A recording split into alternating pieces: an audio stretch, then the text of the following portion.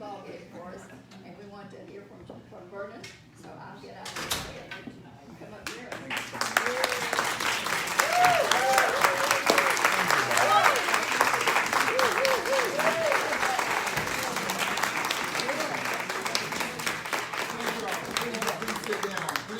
Please sit down. We can pick the right questions, so I'm going to hand you the questions, and when you get to that, you're going to have lots of things to say. I'll tell you what, Bobby, I'm gonna let you. Oh, you you call want me the to read questions. them out? Yeah, I'm gonna Okay, keep them out. okay. I'll speak. I want to spend more time. I want to say, hey, how y'all doing over there? I want to spend more time answering questions and talking. Wow, this is a huge crowd. I appreciate you all showing up today and being a part of something that's real big, and that's in the Republican Party, the Central DeKalb's organization. Bobby, your leadership, and Marcy, you guys do an amazing job.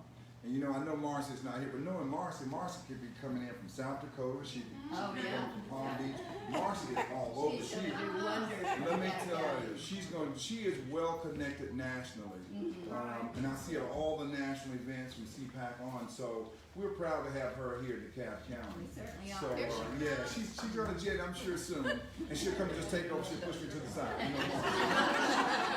You know, some of you are from various counties. I saw Scott and Stan and others, Clayton County delegation folks here, and I'm glad that you're here because we really won Georgia. I know we're 159 counties, but we're one Georgia, and we have one mission. And that mission is to make sure that we not only do we protect our Constitution, but we provide for a quality of life, and we enjoy and value our freedoms, our traditions, our family, and things of that nature. And so that is so important. I'm a peculiar looking bird, and I'm in a peculiar position. This keeps going up and down.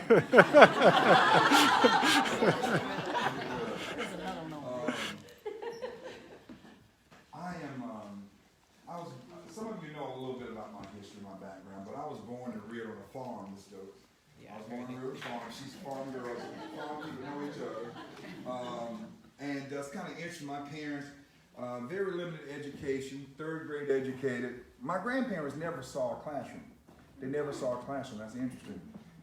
They knew how to count, but they made a mark. The old term, make your mark.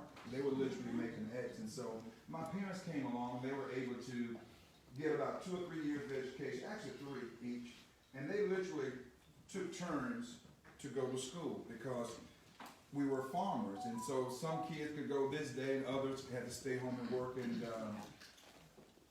it's a big difference. It was a big difference then versus now. All kids have to do now is just go to school and learn. That's right. But my mom and dad wanted to go to school and learn. They just didn't have the opportunity. They were in a different time then, but they never forgot how much they wanted to go to school, and they wanted me to go to school. It was, my parents, they celebrated on us just graduating from high school because that's something that wasn't even in their realm. Wow. It wasn't even in their realm. Can you imagine that? And my dad went off to the military at 19, he was drafted. There was 10 of them, 5 boys and 5 girls. He was the baby of the family. He got drafted. And gosh, did he love this country. Even when this country didn't love my dad loved this country. He never said anything bad about this country. He served in the 3rd Army under General Patton. And, yes, he did. He did. Wow. He brought that Patton structure back to the house. That's right. From how we made the beds up to what time we get up in the morning and this and that. He brought that Patton all the way home, and we got sick of Patton for a moment, but that structure, being reared as a patriot, loving this country. And then, I was fortunate enough to go to college, and because my parents said, if I go to school, they said, your whole life is going to change. Believe me, it's going to change. And they said, now you have an option. You can go to college, or you can stay here and work on the farm. Well, Bobby, that was a no-brainer, right? That was like the Emancipation Proclamation for me when I graduated in high school. I took off, I was free. I went to college because to me, college was a place you don't have fun. Because where I came from, past 18 years, it was all hard work. So I stumbled on the education up there. I literally stumbled. I went to college to get off the farm. I really did. And when I got there, I met people of all walks of life, and I met people with different backgrounds. I met people that I didn't even know that looked like me came from where they came from. And what I mean by that is, I never saw a black man during the week in my little hometown that wore a necktie unless he was a funeral home director, a teacher, or a preacher. Yes. I never saw a black executive. I never saw a black banker. It was a big deal in my community. This lady, she became the first teller, black teller. At that time it was called Wachovia Bank. You ever heard of Wachovia Bank? Yeah. Well, we call it Watchovia. It was just a big deal just seeing her become a teller. I mean, a teller, T-E-L-L-E-R. And the fact of it is, though, in my community, nobody really cared, I guess, because we all worked hard, we all went to church. If anybody needs some sugar or some coffee, you just went next door and borrowed it. If somebody's family had the house burned down, you just came over. Nobody thought about it. I didn't really get introduced to this whole division thing until I left home, and then I got down here and I saw where things were going. Now, not that things weren't, not that there were things, but they were just there because they'd been there for a while, but it's like we all were people. Yep.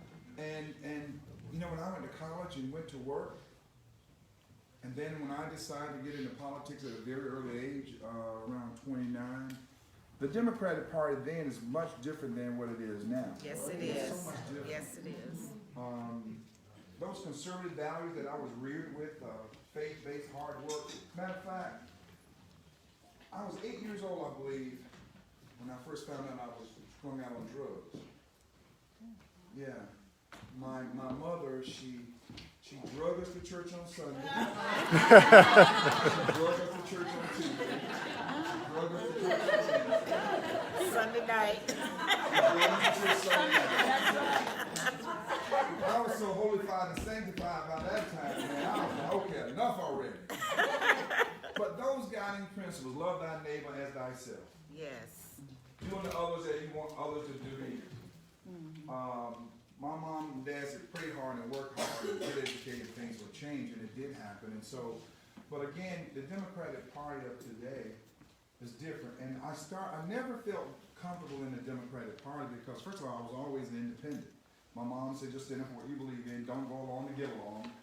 One courageous person in the crowd is a majority. So that's how I was reared. I was just built that way.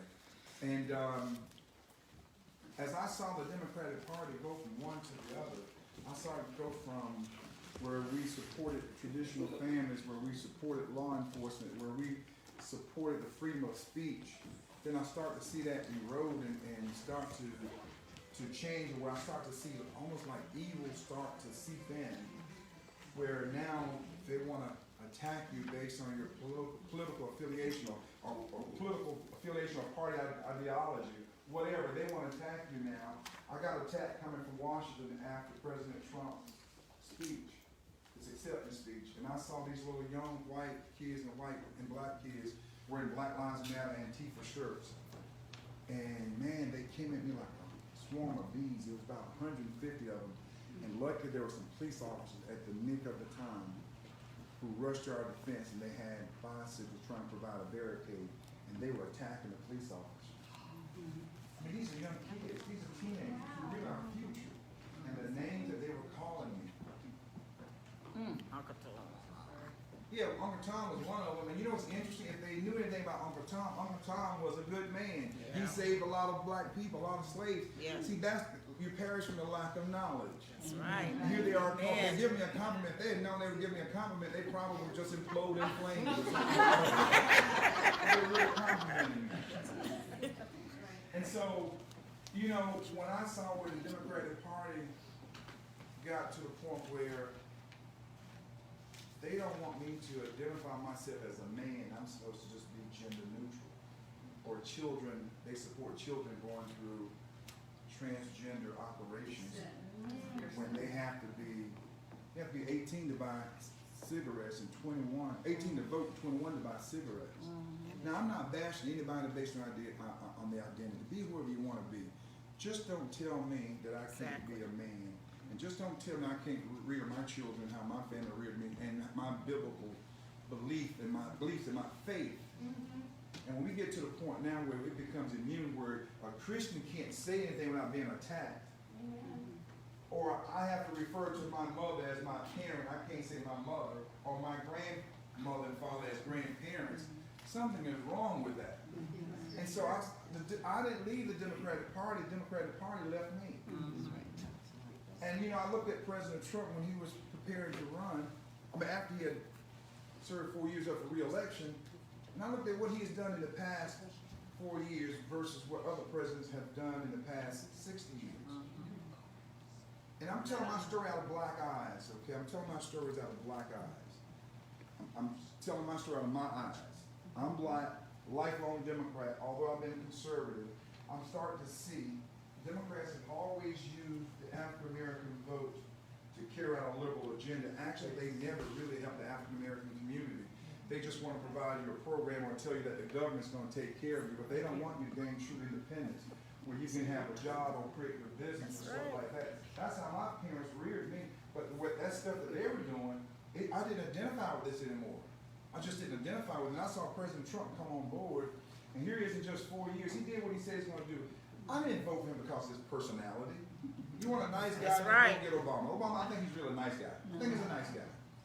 But he can read a teleprompter like nobody else can.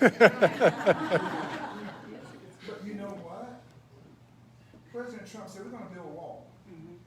They started building that wall. When they were catching them, they were not catching and releasing them. They were catching illegals and returning them back where they came from. Because it's illegal. That's right. That's right. That's right. And we offer immigration. We offer people coming here. We're a country of immigrants. But That's we right. We have borders. We're a sovereign state. Let one of us cross into Mexico illegally. You're going to jail. Going to jail. Not a nice one either.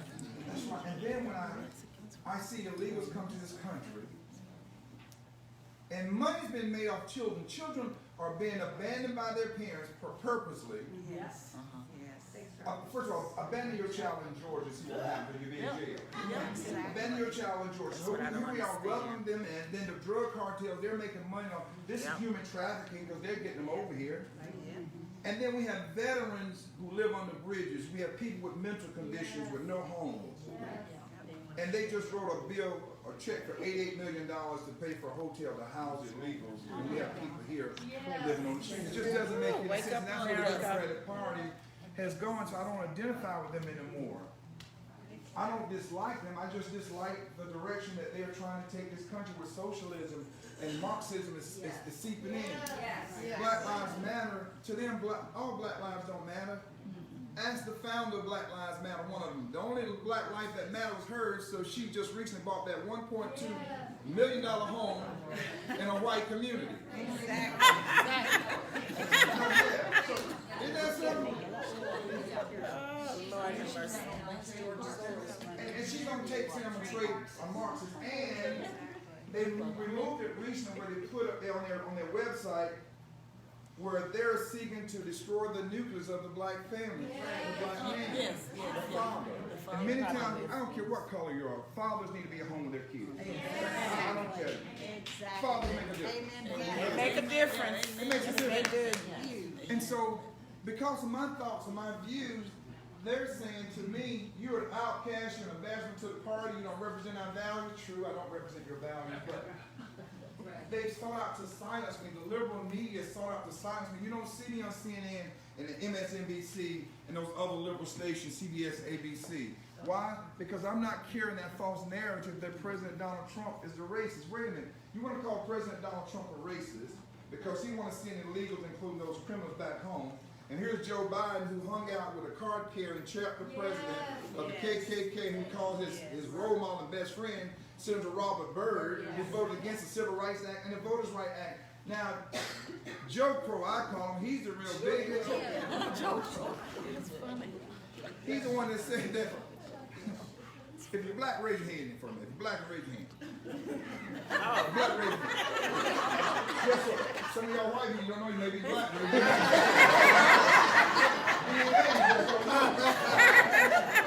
But what I'm saying is, they said to us that Joe said, look, if we don't vote for him, we're not black. That's right. He said, if you don't vote for him, you're not a woman. Wouldn't you be outraged? Yes. But he felt comfortable saying it, and the liberal media let him go. They just let him go. Didn't say anything about it. He gets a pass. Then he comes and said that blacks aren't as diverse in their thinking as Latinos. And then more recently he said the reason why blacks are disproportionately affected by COVID is because we don't know how to go online and get information. Now, my nephew is 4 years old. He can get online anytime he wants to. Joe Biden can't get online, but my nephew can get online. It doesn't make any sense. It just doesn't make any sense. Right. And then I hear these white Democrats call white Republicans racist. And I'm saying, wait a minute, mainly Chuck Schumer, Nancy Pelosi. And then you saw them pander to black people that got on one knee with the kente cloth on. Kind of like Moses or something, I don't know. I don't even know the history. That's from God. But the ignorance and the bigotry is the tribe that carried that kente cloth, they started slave trading. They were the starters of slave trading. And the media said nothing about it. Either the media didn't know anything, but it's just the ignorance. They don't know. It was just, and they were just pandering to black people. Now, if you add Joe Biden's time and Nancy Pelosi's time and Chuck Schumer's time, you put all that together, you have well over 100 years, and you can say they haven't done anything to help the African American community. As a matter of fact, believe it or not, white liberals have destroyed the black community. Now it's time for the black community to destroy the white liberals.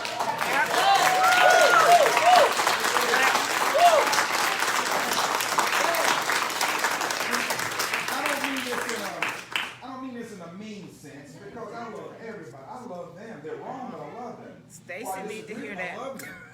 But what gets me is that they've been hurting us. And those of us who want to break out and come off that plantation, they make us look like something's wrong with us. That we get ashamed. They'll get blacks to attack blacks and call all those names and stuff. And they're sitting back just, like, okay, we got to keep them on this plantation. Let me send those who look like them. And then when you look at it, not only now they've really gone to Jim Crow 2.0. They've been getting black votes to carry their agenda. Now they're literally going in, they're going to pick which black, because too many blacks now running against Democrats for these statewide offices. So now what they're doing, they're going in and picking, I'm going to take this black.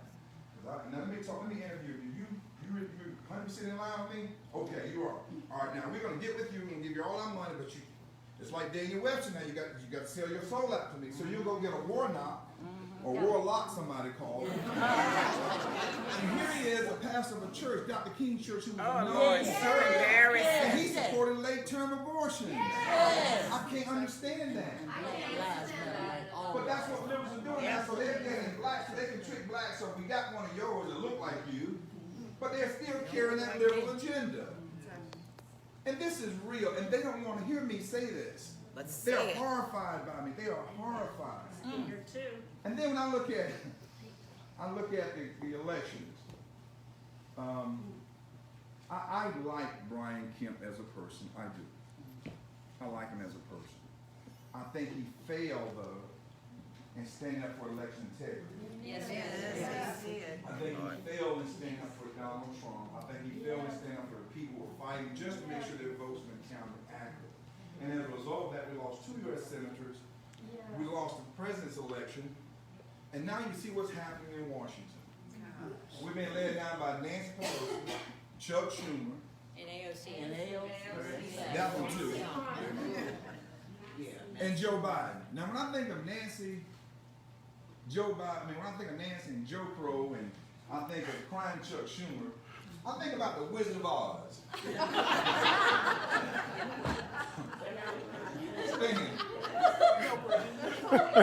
One has no brain, the other has no courage, and the other has no heart. That's a good one. That's a good no heart. One has no brain, one has no courage, the other has no heart. Not necessarily in that order. That's true. And they've been led not by Dorothy and Toto, but by the Wicked Witch of the South, Stacey Abrams. We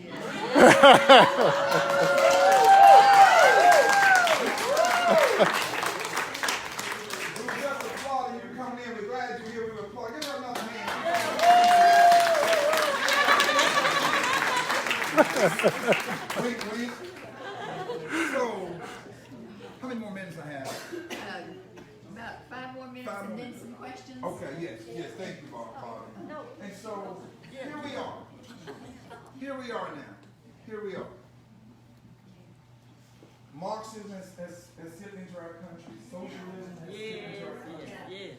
Communism has slipped into our country. And if you think socialism worked, just move over to Venezuela if you think it worked. In a hurry. They are trying to undo everything President Trump did. President Trump stood up on the international stage and said, look, you guys are not going to take advantage of us anymore. We're not going to keep giving you all this money. We're going to put America first. He stood up to Rocket Man. We don't hear from Rocket Man anymore. He stood up to China's president on these terrorists. And by the way, the China virus didn't come from Tucker. It came from China. China. China. That's how he says. That's where it came from. But they said he was homophobia and xenophobia. Matter of fact, they said that about me. And I said, wait a minute, I'm not homophobia or xenophobia. I'm not afraid of nobody. I'm claustrophobia, yeah. Right. I can't do that, I'll freak out. But that's why these elections are so important. When I said so goes Georgia, so goes this country prior to the election, just like I called it. When Georgia lost, our country lost. And look at where we are now. Now they're redefining gender as mannerisms. What about following the science? And then, wait a minute, let me back up. They say they're the party of women, but then why aren't they protecting female sports? It doesn't make any sense. Male bio-transgender individuals now competing in female sports. What happened to follow the science, Dr. Foss and all those others? What about following the science? I'm a country boy. All right. And I grew up on a farm. There's a difference between a bull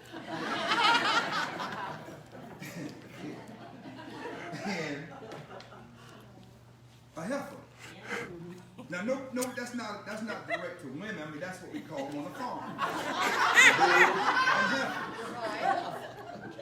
You have a much better chance of milking a heifer than you will a bull.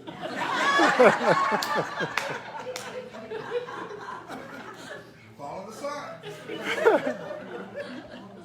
Now, I know we have some city people in here that you probably want to go take a class on being country.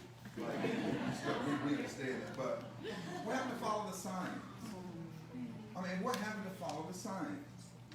And so, but I want to come back. I don't discriminate against anybody based on their race, color, or orientation. No, be who you want to be. I'm not saying that.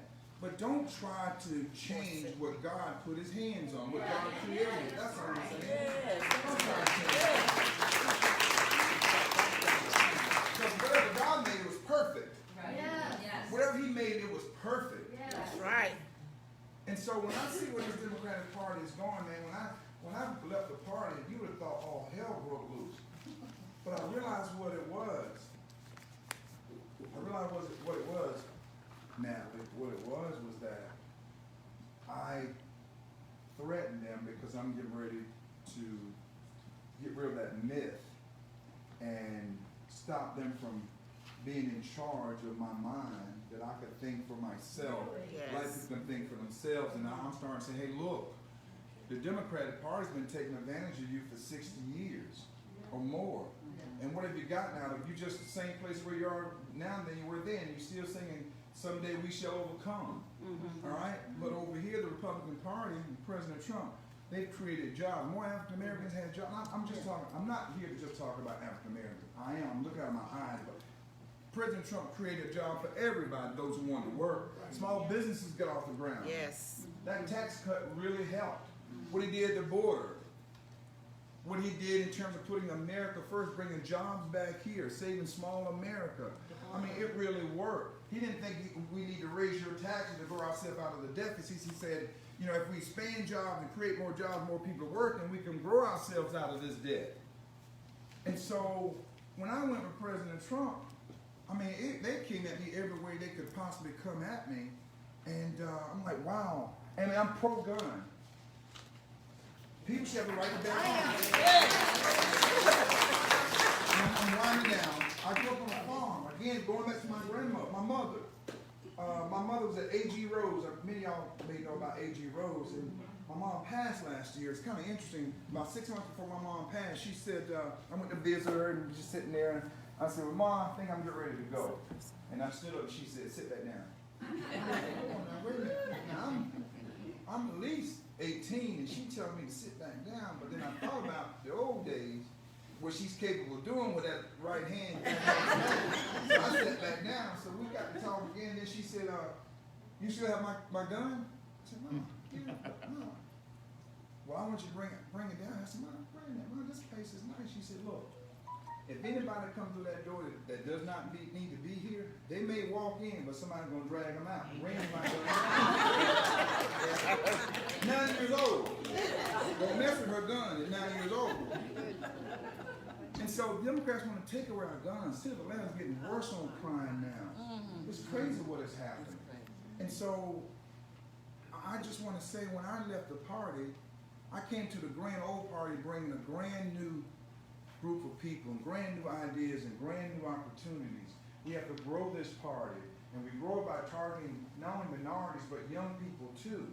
Young people now in schools, the left is teaching these kids to be anti-government, anti-one party. It's crazy. And kids feel like, okay, I can't share my conservative values. I'm being real with at home because my grades may be penalized or I may be bullied. This is happening right now from middle school all the way to college. In school, it's the one place you're supposed to be open to learn. In college, it's the one place where you hear both sides. But now, if you're not speaking on the left, they don't want you coming to speak. And that's what has happened. But it's more of us than it is them, but we've been silent. We got to stand up. We have to stand up. We do. We have to stand up. So, with that, Bobby, I'm going to shut up. And I'm going to take some questions because I get passionate about this and I'm feeling it. Yes, ma'am. Is it Patsy? Yes. Ms. Patsy? Some of them are duplicates, so, and I'll offer them as quickly as possible. Honorable Jones, do you have, Honorable Jones, do Vernon. you have? Vernon. Okay, Vernon. Do you have That's on the the card. backing of President Trump? Yeah, let me tell you, President Trump and I have been having a great time together. I just left there this past weekend, and I don't know if some of you have been on my page, but unlike some other rhinos, I stood with Donald Trump from day one.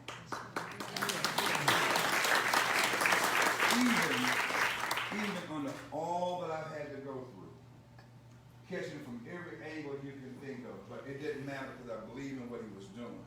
And I still believe in President Trump. I've been spending quite a bit of time down here over the past few months. And President Trump, let me be clear, he is the head of our party. He's our leader. He loves Georgia. He's not through in Georgia. He's not through with this country. So look in 2022 and 2024, he is going to be involved. I can tell you that. It's like, He lost about 27 pounds. He plays on the average couple of times a week, 26 rounds of golf. I mean, he still has fire in his belly. Now, to answer that question, President Trump has made it clear, Vernon, you've stood with me, and when you need me, I'll stand with you. That's what That we want. I don't know if that's live, but I'll say to Brian Kemp, don't even try. We're live. The president has no... He said last night, whatever you want, a rally or whatever, he's willing, not you, but the party, he'll give it. He was on last night. President Trump, let me tell you, he is 45 is alive. I don't care anybody says 45 is alive. And he kind of blew my announcement because I was down in Mar-a-Lago. Sarah Huckabee was having an event, and then he was at her event, and I didn't want to. You know, that's her event, not my event. And then he said, Vernon, when are you announcing? Are you announcing when you're announcing? So I can't not answer the president. I can't lie to the president. So it was president next Friday. So that's how it got out. That's how the whole thing got out. But that tells you something.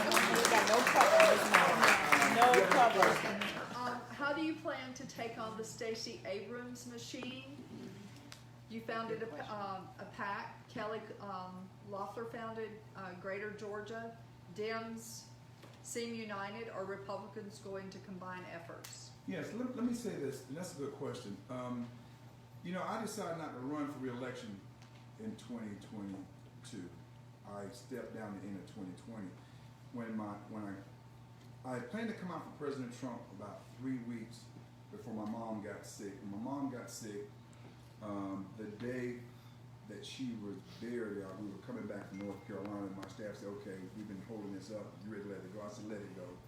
And when I let it go, I caught all this hell the first 24 hours because I came out for President Trump. And I'm grieving Mom. She literally just went in the ground. And by the way, I remember Mom saying one time, we were looking at TV, and she said, "I wish they'd leave that damn man alone, let him do his job." She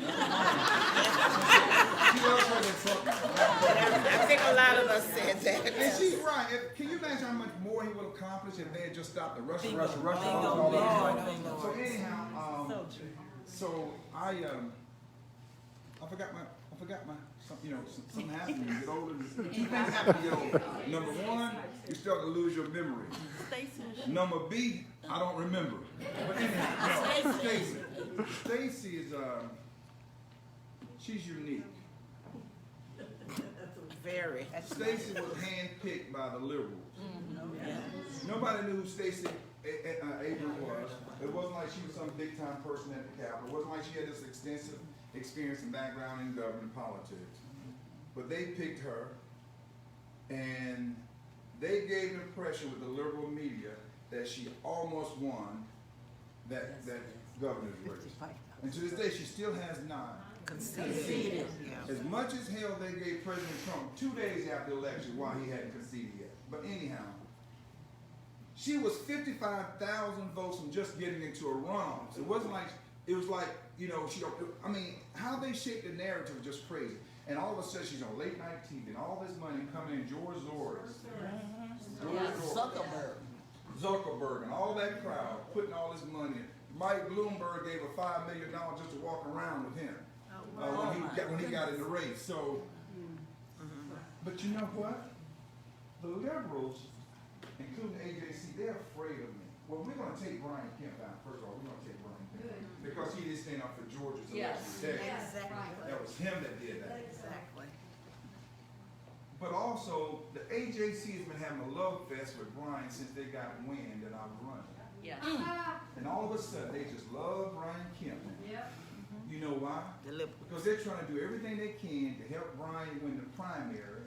Then they're going to turn around and cut his head off and hand it to Stacey Abrams in the general election. They know Brian can't beat her, but I can. Yes. She can't play that race card on me. That's right. Let her try. Let her try to play that race card on me. Let her try. She can't play that. Let the liberals try that. Let them try. Watch what I do to Joe Biden. When I finish calling them biggies out, when I finish calling Stacey, you're the sellout. You're the one who's destroying the black community. You really don't care about the black community. What have you done in the black community with all these millions of dollars? Where's your money coming from? Yes. It's not coming from black people. Yeah. Exactly. What have you ever done for Georgia? You never. I have more executive experience than Brian and her. I was the chief executive for 8 years. Brian been there for 4, and the only thing Stacey ever run was her mouth.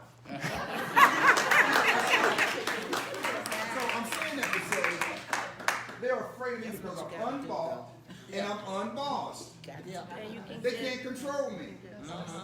They just can't control me, and that's killing them. I mean, it is killing them. The AJC the other day called me a second-tier candidate to Brian Kemp. Well, if I'm a second-tier candidate to Brian Kemp, why is he sweating like a pork chop in front of him? Because he knows and they know that I can win that. And then so goes Georgia when I become governor. So goes this country because I can grow the party.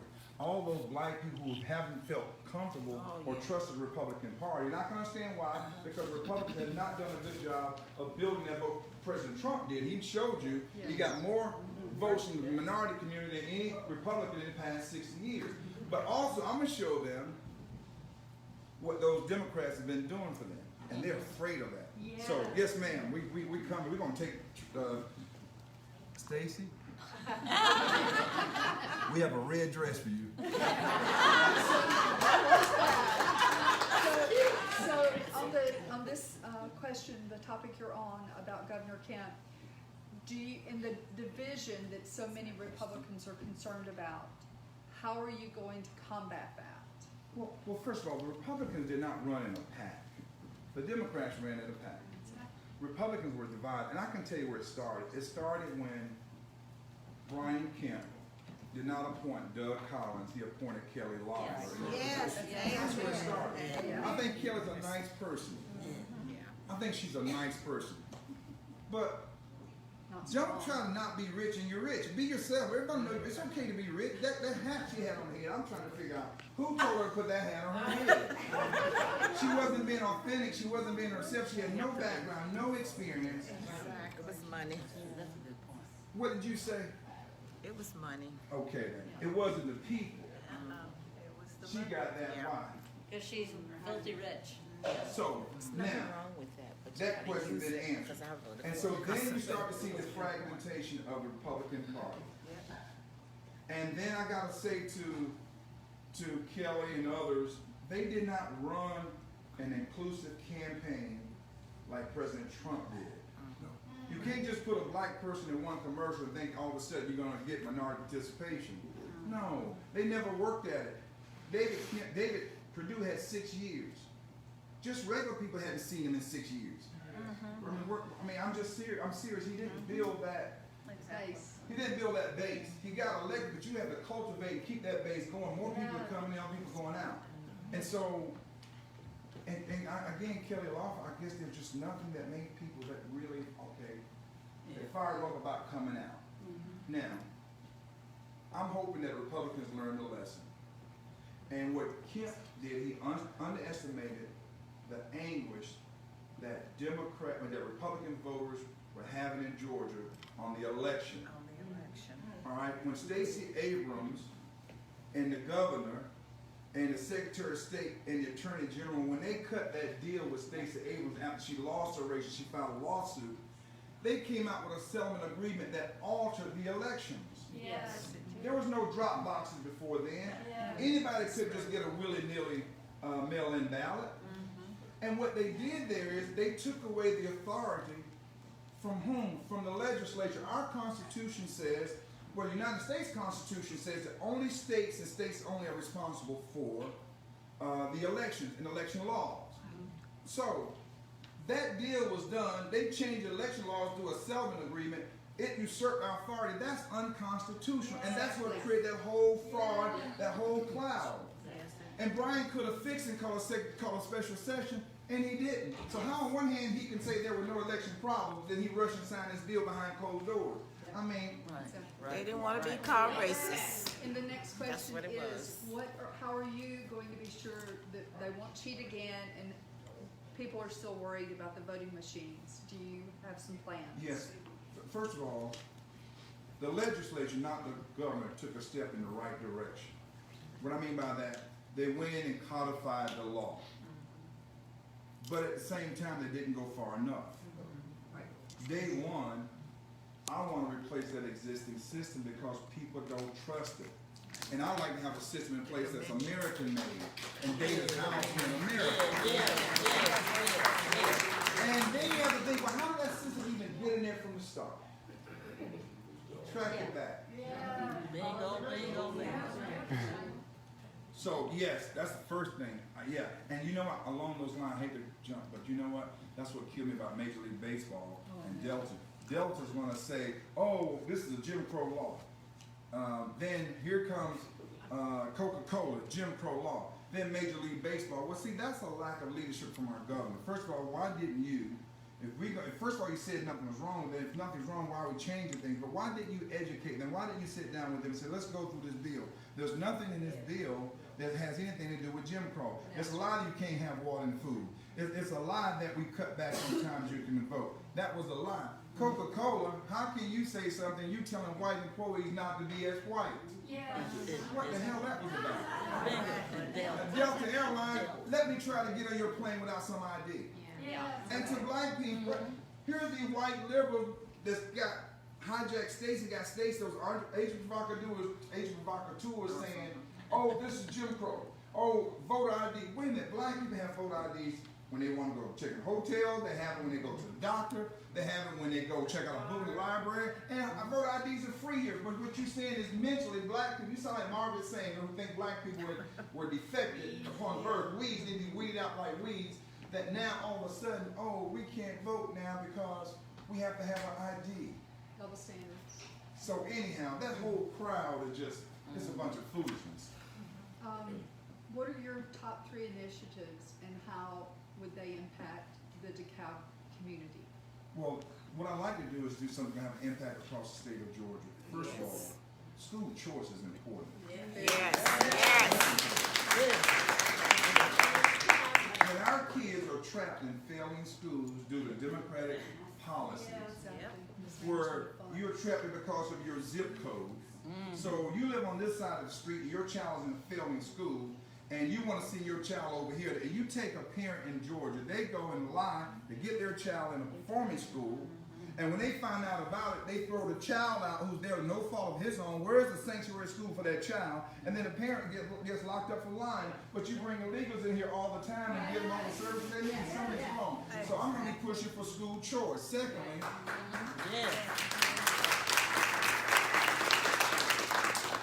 I'm going to protect female sports. We're going to draw the line on female sports. I'm sorry. We're going to protect. Only females should be able to participate in female sports. Also, public safety. When you see what's happening in Atlanta now with crime, I'm going to use every single law enforcement agency under the governor's office, whether it's HIDA, whether it's the state patrol or the Capitol Police. We are going to crack down on those thugs. We're going to work with local police departments. Those officers want to enforce the law. I'm not going to be one of those who try to keep them from enforcing the law. I'm going to put them on the ground. I'm going to reassign them. Atlanta has a problem. That's why they're talking about doing the city of Buckhead, because of the crime. And police officers don't want to be afraid if I enforce the law just trying to do his job that I'm going to be indicted because of political purposes. You know, that's crazy. But we're going to, not only that, economic development, we're going to have a true economic development plan that covers all of Georgia. South Georgia and rural Georgia is important too. And there's no internet service. What about those kids who had to stay home? Those kids in rural areas don't have access to a computer because there's no internet out there. We've got to build that internet backbone in those rural areas. Yes. Okay, what changed your mind from being pro-abortion to pro-life? Facts. And I want to say something too. Dr. Alveda King, y'all know Dr. Alveda King? Yes. She gave me a book to read. Black people have always been pro-life. Matter of fact, I think most people are pro-life. Matter of fact, I think many of us want to see that people who are in those situations, that they can get some proper counseling, but talk about child adoption. How do we make adoption easier in these situations? You know, there are different things you can do, but Alveda King gave me a book to read, and it was about Planned Parenthood. And it opened my eyes. Because a lot of people don't know about Margaret That's when I learned about Margaret Sanger. Yes. Who said that black people are born defective and should be weeded out like weeds. And she set out to genocide an entire black population. And she sterilized black women and aborted black babies because she didn't think that we were normal in her mind. And you know what? Most Planned Parenthood clinics are in black communities. That's right. And also the religious freedom aspect of abortion is That's as well. exactly right.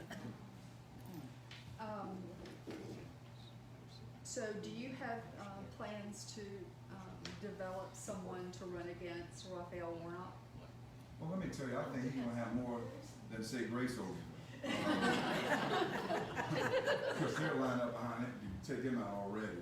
There's several folks announced. Well, he said the other day on an open mic he didn't like George anyway. You cannot hear. He said the other night on some open mic that he didn't like Georgia anyhow. Well, if that's the case, he need to move to Mars or something like that. Okay, right now, we're hearing a lot about politicians being blackmailed. Then they seem to stop voting Georgia conservative issues. If they attempted to blackmail you, would you call them out? How will we know, that Let me say you're going to this. stand for us? That's a good question. Am I afraid of being blackmailed? No, I've been blackmailed all my life. I've been blackmailed all my life. That's a good one. Let me say this. There's nothing or no one am I afraid of. Am I perfect? No. Have I made decisions that I realized it was not in my best judgment while I was doing the move? That's Yeah. right. But let me tell you, the AJC and others, they've thrown everything at me, the spoons, the forks, the pots, the pans, the kitchen sink, the toothpicks, toilet paper, and everything else, and somehow I'm still standing. Yes. Now, if they want to look at some real corruption, they need to look within themselves, and they need to look at who's behind this whole voting debacle.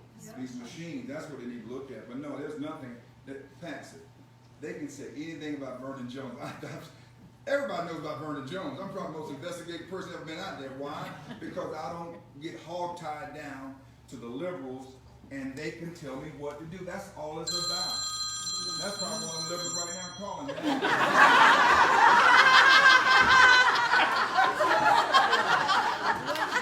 One last question. Looking back over your career in politics, is there a decision you made or a position you took on a particular issue that you would like to do over? Is there one that stands out in particular? Yes, ma'am.